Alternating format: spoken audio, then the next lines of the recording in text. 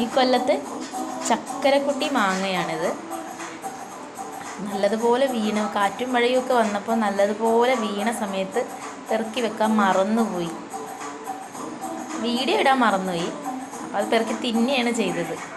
അപ്പം ഇപ്പോഴാണ് ഞാനിത് 2 എണ്ണം കണ്ടപ്പോഴാണ് ഇതിൻ്റെ ഒരു വീഡിയോ ചെയ്യണമെന്ന് തോന്നിയത്.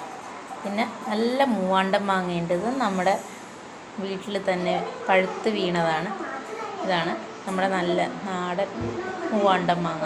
ഇതുണ്ടോ, നല്ല കളറുണ്ട്. ഇത് ചെറുതാണ് മാങ്ങ, അത്ര വലിയ മഴപ്പൊന്നുമില്ല. ചിലതൊക്കെ വലുതാകാറുണ്ട്. പക്ഷേ 2 മാങ്ങയും സൂപ്പറാണ്. എല്ലാവർക്കും ഇഷ്ടപ്പെടുന്ന നല്ല ടേസ്റ്റുള്ള മൂവാണ്ടൻ മാങ്ങയാണ്.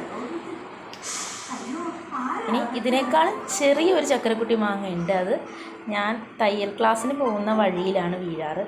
അപ്പം എനിക്ക് 1-2 എണ്ണം കിട്ടിയിരുന്നു. അപ്പോഴും ഞാനിതുപോലെ തന്നെ മറന്നുപോയി വീഡിയോ ചെയ്യാനായിട്ട്.